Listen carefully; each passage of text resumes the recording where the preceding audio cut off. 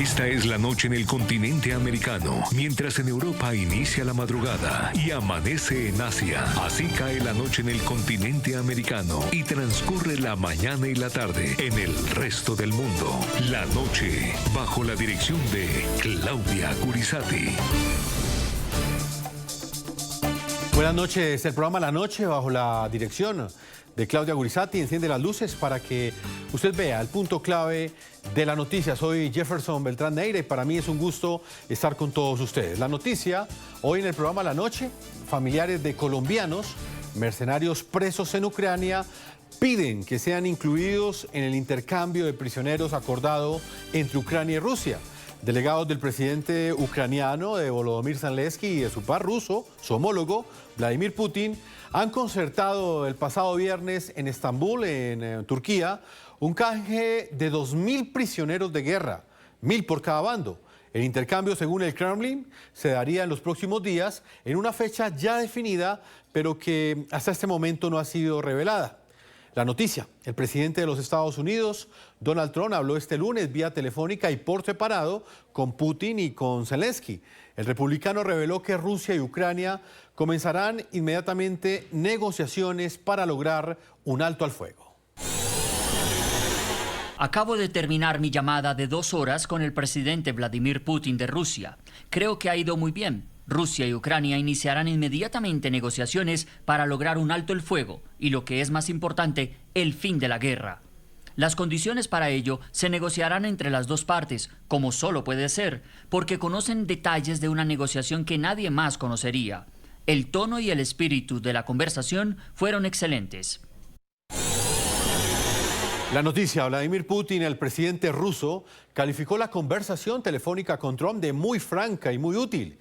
Dijo que le agradeció al mandatario estadounidense la reanudación de las negociaciones directas entre Rusia y Ucrania sobre un posible acuerdo de paz.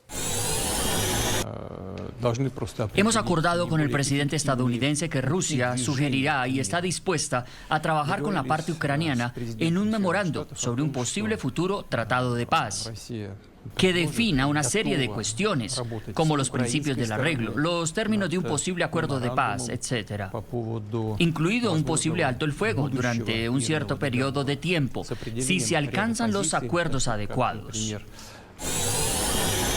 La noticia, el presidente de Ucrania, por su parte, aseguró que espera conocer las condiciones de Moscú para lograr un alto al fuego y avanzar en las negociaciones. Esto dijo Volodymyr Zelensky después de su llamada con el presidente Donald Trump. Hoy he mantenido 2 llamadas telefónicas con el presidente Trump en diferentes formatos. Durante la primera llamada hablamos de lo que es muy importante para Ucrania, el alto el fuego. Hablamos de estas cosas en Estambul y antes de eso. El segundo tema del que hablamos es la disposición de Estados Unidos a adoptar sanciones más serias. Le pedí que lo considerara e impusiera las sanciones si Rusia no apoya el alto el fuego y no quiere poner fin a esta guerra. El punto clave de la noticia, el acuerdo de intercambio de 2.000 prisioneros de guerra es el único resultado hasta ahora concreto de la primera negociación directa entre Rusia y Ucrania, luego de más de 3 años de la cruenta invasión militar ordenada por Vladimir Putin contra territorio ucraniano. Turquía acogió el diálogo tras varias semanas de contactos del presidente de los Estados Unidos, Donald Trump, con Vladimir Putin y Zelensky para presionar las negociaciones. Nuestra prioridad era la gente y por eso negociamos para liberar a 1.000 personas y llegamos a una conclusión. Llegamos a un acuerdo para intercambiar a 1.000 personas. Y hoy precisamente vamos a conversar con familiares de latinoamericanos, 2 de ellos colombianos, que en este momento se encuentran en cárceles en Rusia. Ellos tomaron la decisión de salir de sus países de origen para ir a Ucrania a combatir en contra de Rusia. Uno de ellos es José Aarón Medina. Su esposa, Cielo Paz, nos acompaña a esta hora en el programa La Noche. Ella es esposa de este colombiano que se encuentra detenido en Rusia. Señora Cielo, bienvenida al programa La Noche. Hoy queremos nuevamente retomar su caso, pues a propósito de este acuerdo que han logrado el presidente Vladimir Putin y el presidente de Ucrania, Volodymyr Zelensky, sin reunirse directamente, han acordado intercambiar de cada parte 1000 combatientes, lo cual para muchos pues podría abrir una posibilidad de que aquellos extranjeros que fueron a luchar por Ucrania, estuvieron en el frente y que en ese momento están capturados en Rusia, puedan recuperar su libertad. Señora Cielo, bienvenida al programa La Noche. Quiero saber cuál es la última noticia que usted tiene de José Aarón Medina, quien desde el pasado mes de julio se encuentra en una cárcel rusa. Bienvenida. Muchas gracias, sí, señor. La última noticia de mi esposo fue la Cancillería me envió un derecho de petición diciendo pues que sí, que está en la ciudad de Moscú retenido y que por el momento, mientras están en el proceso, no van a tener comunicación con nosotros. Y eso es lo que más deseamos las familias, ya que va a ser más de un año pues, que no sabemos nada de ellos. Mis niños me preguntan por su papá y no les puedo decir porque no sé nada todavía. Y yo les agradezco si hay un intercambio para ellos, que puedan intercambiarlos, para que mi esposo pueda volver a casa. Señora Cielo, relátenos lo que sucedió con su esposo. Hay muchos televidentes que quizás conocen por primera vez este caso, que como lo dije anteriormente, fue trabajado, fue presentado por el programa La Noche hace ya varios meses. Otros en este momento no conocen quién es José Aarón Medina. Exactamente qué sucedió con él. ¿Por qué razón él tomó la decisión de ir a luchar en una guerra ajena? En una guerra como la ucraniana que pues ha dejado cientos de miles de soldados muertos. ¿Él por qué decide ir a Ucrania a combatir? Mi esposo se fue por darnos un mejor futuro para nosotros. Además que tenemos una deuda en el banco. Entonces, más que todo, por eso se fue a Ucrania a trabajar allá. ¿Cómo termina capturado él, señor Cielo? ¿Qué información tiene usted de la forma como cayó en manos de la justicia rusa? Mi esposo ya venía para la casa porque ya él dijo que habían varios compañeros que habían muerto. Entonces él decidió volver a casa y decidió venirse por el país de Venezuela, y el 18 de julio lo capturaron a él con el amigo Ante, que venían los dos juntos en Caracas, Venezuela. Lo capturaron a ellos dos. Ese día fue la última vez que usted pudo hablar con él. ¿Qué le dijo? Sí, fue la última vez que hablamos con él. El 18 a las 5:45 de la tarde fue la última llamada, la videollamada que me hizo. Me dijo, amor, ya estamos en el aeropuerto, dijo. Dijo, ya estamos aquí en Caracas, y en el aeropuerto, y me dijo, ahorita la llamo. Dijo así, fue las últimas palabras de él. Y de ahí no volvimos a saber nada de ellos. Ustedes han estado en una completa incertidumbre, señora Cielo. En pantalla estamos viendo en este momento sí, el boleto aéreo, el tiquete aéreo que compró José Aarón Medina y que también tenía Alexander Ante. Ellos salieron de Ucrania en tren. Sí, señor. Llegaron a Polonia, a Przemysl, a esa ciudad que queda entre Ucrania y Rusia, entre Polonia y Ucrania. Y de allí, imagino yo que tomaron un tren hacia la capital de Polonia, hacia Varsovia. De Varsovia viajaron a Madrid y de Madrid viajaron a Venezuela. Y ya estaban a pocas horas de volver a abrazarse con sus familias en Colombia.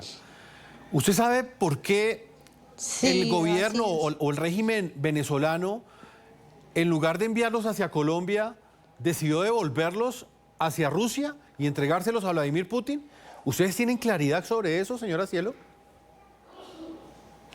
No, señor. El doctor Uzcategui, el representante a la Cámara en Bogotá, él me ayudó a pasar la documentación, toda la documentación, y fuimos hasta la embajada de Venezuela, pero no, él envió un radicado para preguntar por ellos, qué pasó con ellos. Hasta ahora no nos han dado ninguna respuesta por qué los capturaron y por qué los devolvieron para Rusia. Hasta el momento no he tenido esa información. Señora Cielo, ¿y el abogado qué les dice? Ellos en este momento tienen un abogado de oficio que los representa en esa etapa investigativa ante la justicia rusa. ¿El qué les ha dicho en esas comunicaciones? ¿Ellos Sí, cómo se encuentran físicamente, emocionalmente? ¿Qué noticias usted ha recibido de este jurista que es el único que pues, ha tenido contacto con ellos y quizás el cónsul de Colombia en Rusia? ¿Qué les dicen ellos? Sí, señor. El abogado me dice que están en un proceso de investigación. Es lo que me dice él. A mi esposo le envié una carta. Él dijo que la había leído, que estaba feliz por haberla leído y que me envía muchos saludos, me dice. Que oremos mucho por él. Es lo que él me dice. Y no eso nada más. Señora Cielo, pues es muy duro lo que están enfrentando ustedes porque independientemente del proceso judicial o la culpabilidad o no, que logren comprobar las autoridades rusas o su inocencia quizás, es una situación muy difícil que ustedes no tengan ni siquiera la posibilidad de una llamada telefónica o por ejemplo ir a visitarlo. ¿Usted ha pensado en esa opción, señora Cielo? ¿Viajar a Rusia para que le permitan visitarlo en prisión? Sí, claro, sería algo, mi anhelo de poderlo ver, ir a visitarlo, pero lastimosamente somos personas de bajos recursos y no tendríamos el dinero para viajar. ¿Pero se lo permitirían ver? ¿El abogado ya les dijo que en caso de que usted viaje, le Sí. permitirían entrar a la cárcel? Sí, el abogado me dijo que eso podría ser, que yo lo podía ir a visitar. Entonces yo le dije que iba a hablar, no sé si el gobierno colombiano me puede ayudar, sería una ayuda humanitaria para poder ir a visitarlo, para que me colaboren pues con el transporte y sería. Pues señora Cielo, yo quiero agradecerle. Me gustaría mucho ir a visitar a mi esposo. No, y sería un alivio para él. Imagínense ustedes en la situación de esta mujer o en la situación de José Sí. Aarón Medina, porque es que realmente es doloroso. Ellos salieron desde Colombia, tomaron la decisión de ir a combatir en territorio ucraniano contra Rusia. Lo hicieron por dinero, porque realmente recibían un salario por esto. Y tal y como ustedes acaban de escuchar a doña Cielo, cuando ellos ya perciben que la guerra es demasiado fuerte, demasiado compleja, demasiado sangrienta, quieren reencontrarse con su familia y se devuelven desde Ucrania y cuando vienen de camino hacia Colombia hacen una escala en Venezuela y allí son capturados por la dictadura de Nicolás Maduro, que en lugar de enviarlos a Colombia, sencillamente los devuelve, no a Ucrania, a Rusia, y se los entrega a este dictador. Señora Cielo, para finalizar, se abre la posibilidad de un intercambio de prisioneros de guerra entre Ucrania y Rusia. Están hablando de 2.000 soldados, 1.000 del lado ucraniano, 1.000 del lado ruso. En el contexto de esta noticia, ¿qué le pediría a las autoridades colombianas en Rusia y específicamente al gobierno ucraniano para que se logre la liberación de José Aarón Medina, uno de los 4 colombianos que en este momento está preso en Rusia? Yo le pediría que por favor a la Cancillería colombiana, que por favor intercedan por ellos para un cambio o sea, si sería posible también los 4, para tenerlo nuevamente en casa porque mis hijos necesitan a su padre, yo necesito a mi esposo. Y eso le pediría, que por favor nos ayuden. Pues señora Cielo, quiero agradecerle su tiempo, le expresamos toda nuestra solidaridad. Repito, independientemente si su esposo es inocente o es culpable, es muy fuerte lo que ustedes están viviendo como familia, teniendo en cuenta que hay 2 hijos, hay 3 hijos en total, que en este momento quieren saber algo de su padre y no tienen ninguna noticia, lo están esperando en casa desde el pasado mes de julio del año 2024. Señora Cielo, gracias por habernos acompañado y toda la solidaridad de parte de este equipo periodístico. A ustedes, al programa La Noche, muchas gracias y Dios los bendiga y por su tiempo, por transmitir esta noticia. Muchas gracias. Muchas gracias, señora Cielo, por habernos acompañado. Vamos a marcar una primera pausa a comerciales. Yo los invito a que también ustedes opinen sobre la situación que enfrentan estos 4 colombianos. Estábamos hablando con la familia de uno de ellos, la esposa de José Aarón Medina, quien en el pasado mes de julio fue capturado en Venezuela luego de haber combatido por Ucrania, venía de regreso a Colombia y la dictadura de Nicolás Maduro decidió capturarlo, detenerlo y entregárselo a Vladimir Putin. Sus opiniones en las cuentas de X que aparecen en la parte inferior de nuestra pantalla. Cuando regresemos hablaremos con otro protagonista de la noticia. Estará con nosotros Héctor Arenas Neira. Él es el embajador de Colombia en Rusia. Ha sido el contacto diplomático que ha tenido esta familia para tener noticias de su ser querido, que se encuentra privado de la libertad en Rusia y que en este momento está enfrentando un juicio y es acusado de ser mercenario. Una pausa comerciales y cuando regresemos vamos a conocer qué ha hecho Colombia por estos soldados que son de esta patria, de este país, pero que fueron a luchar por Ucrania. Ya regresamos. Continuamos con La Noche por NTN 24, el canal de las Américas. En el programa La Noche están los protagonistas de la noticia. Luego de conocer esta situación que enfrentan los familiares de estos 2 colombianos acusados de ser mercenarios en Rusia, hemos querido contactar al embajador de Colombia en Rusia. Él es Héctor Arenas Neira. Amablemente ha accedido a atendernos a estas altas horas de la madrugada en Rusia. Señor embajador, bienvenido al programa La Noche y quisiéramos saber cuáles son las últimas noticias que usted tiene sobre estos 2 colombianos, sobre José Aarón Medina y sobre Alexander Ante. Bueno, buenas noches desde Moscú. Un gusto saludarlos desde la Embajada de Colombia y poder conversar nuevamente con ustedes sobre estos 2 casos sobre los cuales conversamos hace algún tiempo ya.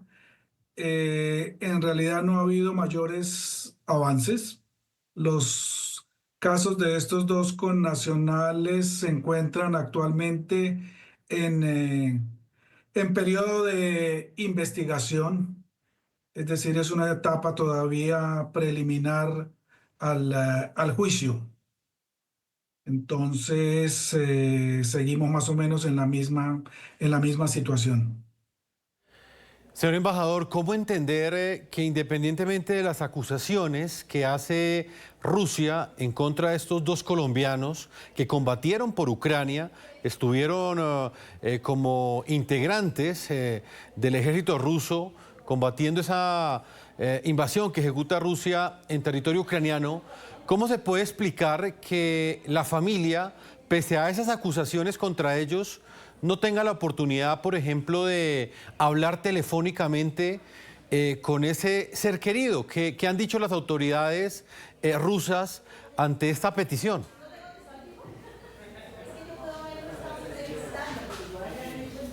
Como lo hemos advertido desde casi los inicios de nuestros contactos, tanto con los familiares como con las autoridades de Rusia, estos connacionales son acusados por delitos que, según la legislación rusa, se consideran bastante graves.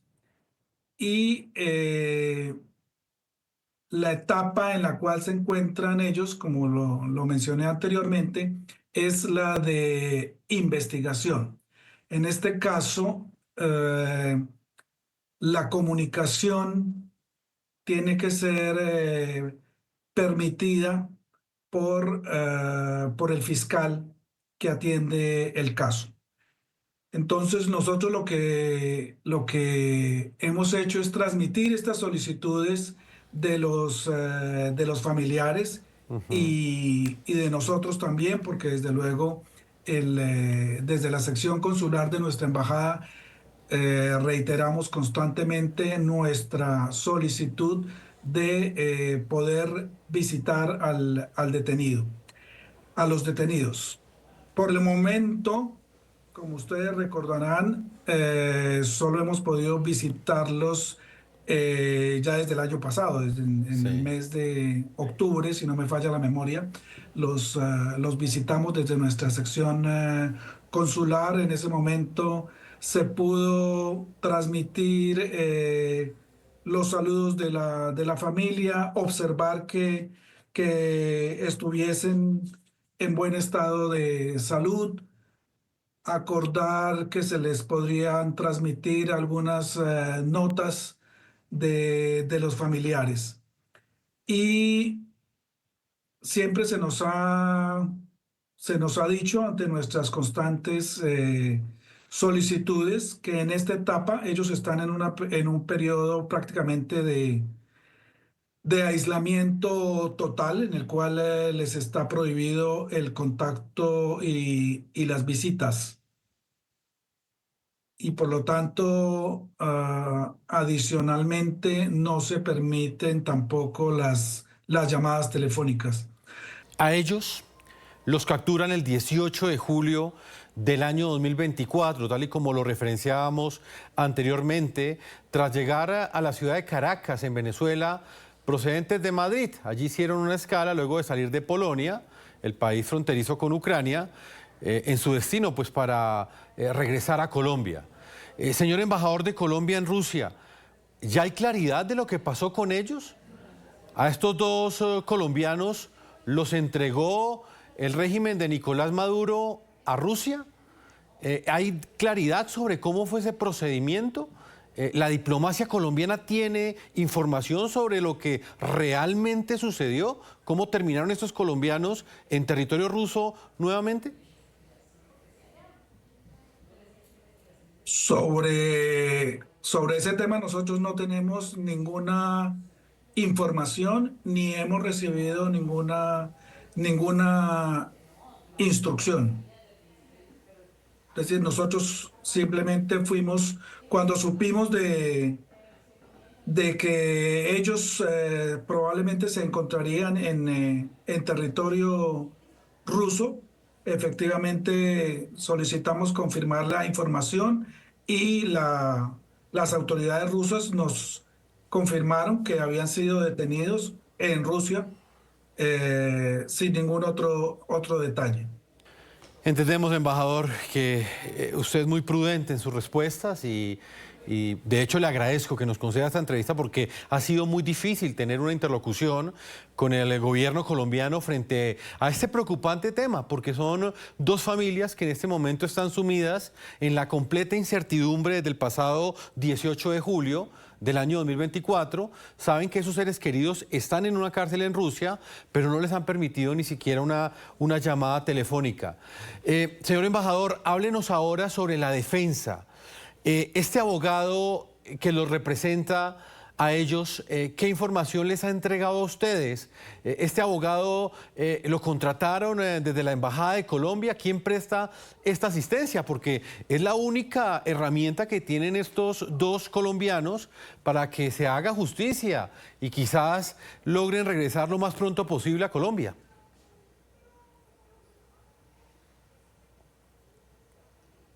Los abogados que tienen estos dos connacionales son los abogados de oficio que digamos, les pone las autoridades rusas según lo establecido en la legislación.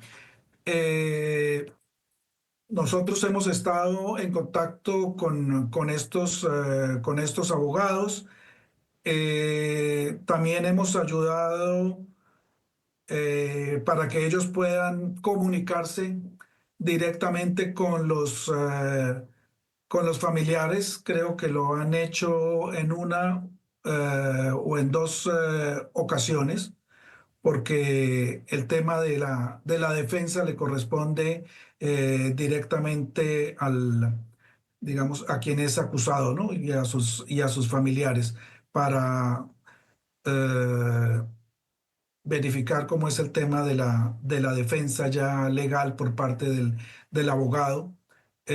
Hasta donde conozco, los abogados siguen siendo de oficio, es decir, son abogados puestos por las autoridades judiciales de Rusia. Los familiares aún no han acudido a no han acudido a la contratación de un abogado aparte o a la conclusión de Sí. acuerdos particulares con los abogados que ellos tienen.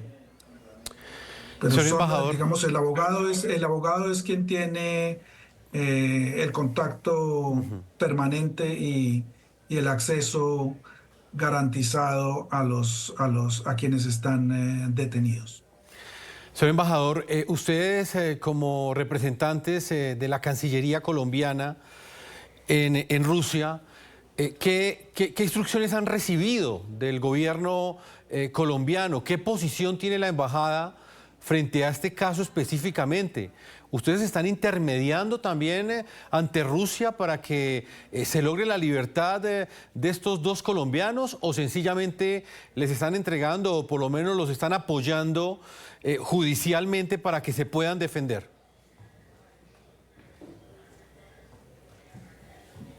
Nuestra función es la de, digamos, velar porque se respeten los derechos humanos y los derechos procesales de todos nuestros connacionales, incluidos estos dos connacionales de los cuales estamos hablando. El Ministerio de Relaciones Exteriores ni la embajada tiene capacidad ni representa directamente a los ciudadanos colombianos. Esa es una tarea que es asumida directamente por la persona y por sus familiares dentro del proceso legal. Lo que hace la, la Cancillería, la embajada, la sección consular es asegurarse de que se estén cumpliendo los procedimientos establecidos en este caso en la legislación rusa, en el proceso de estas personas, que se respeten sus derechos humanos y poderles prestar la asistencia humanitaria que ellos requieran y facilitar el contacto con sus familiares.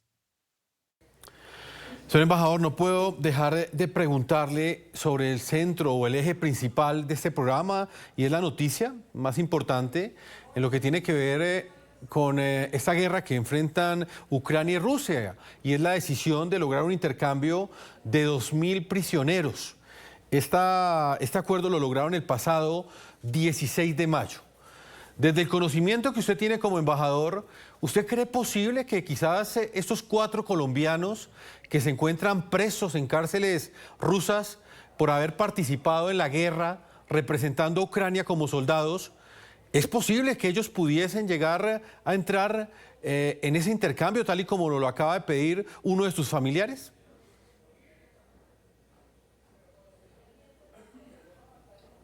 Es una cuestión bastante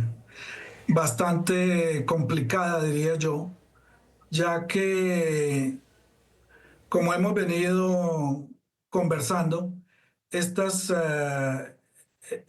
4 connacionales se encuentran en etapa de acusación y de juzgamiento, y ellos no son considerados por Rusia como prisioneros de guerra. Ellos son considerados como personas que han cometido un delito muy grave bajo la legislación rusa, que es el delito de mercenarismo. Señor embajador, ¿y ustedes podrían intervenir o por lo menos apoyar a estas familias en esa petición? ¿Eso es posible? Que, por ejemplo, si se abre la puerta para que se dé ese intercambio, si Vladimir Putin, bueno, el presidente ruso toma la decisión de entregar 1.000 soldados ucranianos o 1.000 combatientes, ¿no se abriría un capítulo también para aquellos extranjeros que han luchado en el frente por Ucrania, tal como lo es el caso de estos dos colombianos que hemos planteado, José Aarón Medina y Alexander Ante?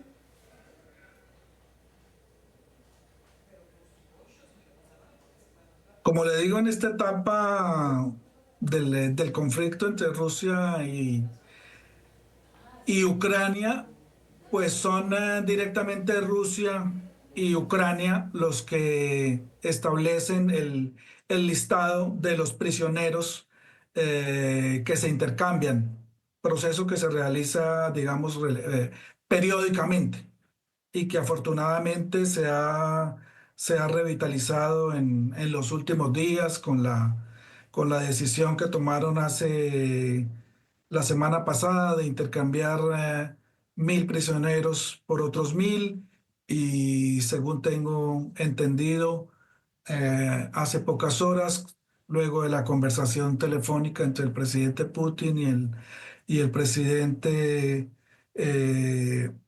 Trump de los Estados Unidos, han acordado apoyar que se sigan realizando esos intercambios entre Rusia y Ucrania. Pero también hay que tener en cuenta que siempre el primer paso que hacen es el de intercambiar los prisioneros de sus propias nacionalidades, ¿no?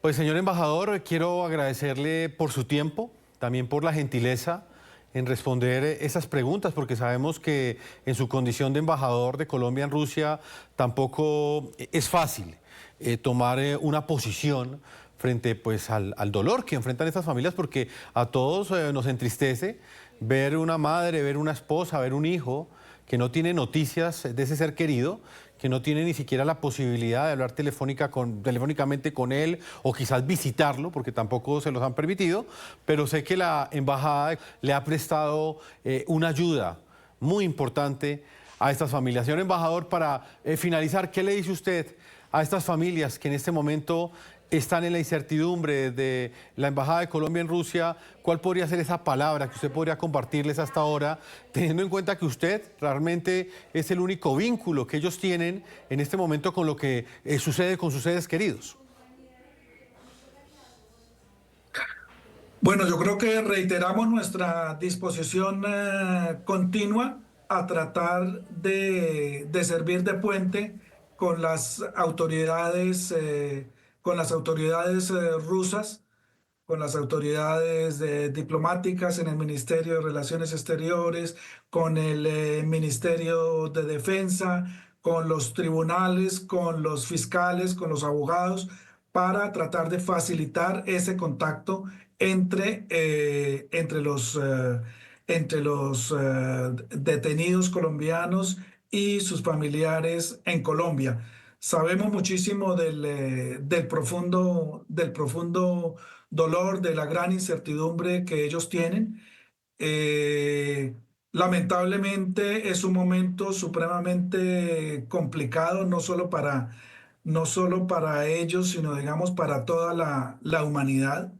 Esto lo que nos muestra es que la guerra es el peor flagelo que pueden sufrir los pueblos, y quizás el llamado que tenemos que hacer es que hay que trabajar por la paz ante todo en nuestro país y hay que evitar desplazarse para que nuestros ciudadanos se desplacen a otros países para combatir por causas ajenas. Lo que nos compete en primer lugar es luchar por la paz en nuestro propio país. Señor embajador de Colombia en Rusia, Héctor Arenas Neira, gracias por habernos acompañado. Con mucho gusto. Muchas gracias, señor embajador. Vamos a marcar una segunda pausa a comerciales. Cuando regresemos estaremos hablando con el analista político y reconocido periodista desde Buenos Aires, Argentina. Estará Ignacio Montes de Oca. Con él estaremos conversando si realmente estos colombianos podrían entrar en la categoría de prisioneros de guerra y las posibilidades reales de que en esa lista que está elaborando Rusia para entregar soldados a Ucrania estén o no estén estos colombianos.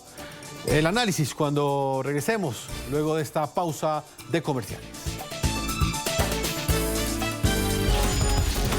Continuamos con La Noche por NTN 24, el canal de las Américas. Ignacio Montes de Oca, reconocido periodista, escritor y analista internacional, ha estado atentamente escuchando este caso que nos conmueve, pero que también nos impacta. Ignacio, un gusto tenerlo aquí en el programa La Noche. ¿Y qué lectura usted hace de este caso? ¿Usted cree que en el marco de este intercambio humanitario de 2.000 soldados entre Rusia y Ucrania se puede abrir la posibilidad de que estos latinos que son acusados de ser mercenarios y que están presos en Rusia puedan lograr la libertad? ¿Cómo analiza usted esta situación? Sí, buenas noches, un gusto. Es muy complicada la situación porque hay una cuestión técnica que hay que explicarle a la gente, y es que Rusia no considera estar en una guerra, sino en una operación militar especial. ¿Por qué es importante entender esto? Para comprender mejor la situación en la que están pasando las personas que, como los colombianos, hay de otras nacionalidades, están retenidos en Rusia. Al ser una operación militar especial y no una guerra, se los juzga por terrorismo y no se los trata como prisioneros de guerra. Por eso a veces es tan difícil traerlos de vuelta, porque están sometidos a un proceso judicial. Entonces no están amparados por las convenciones usuales a los cambios de prisioneros. Luego de eso se abre una instancia política en donde cada una de las personas que están retenidas en Rusia, aclaro que en el lado ucraniano no pasa esto, Ucrania los considera prisioneros de guerra, pero en el lado del lado ruso se abre una instancia en la que cada país tiene que negociar a sus propios ciudadanos con el impedimento de que, por tratarse de leyes muy duras contra el terrorismo, se les complica y no es un caso usual como si fuesen, no sé, atrapados robando en digamos, en un negocio o acusados falsamente de un hurto menor. Se trata de leyes contra el terrorismo. De allí espero que se entienda un poco la angustia de los familiares por la dificultad extrema que hay para repatriarlos. Y tal como ustedes explicaron antes y como explicó el embajador, ahora se abre una posibilidad de hacer un intercambio a partir de las conversaciones que hubo en Estambul de 1.000 prisioneros por 1.000 prisioneros, y hoy en la charla entre Trump y Putin se habló de la fórmula 9 por 9.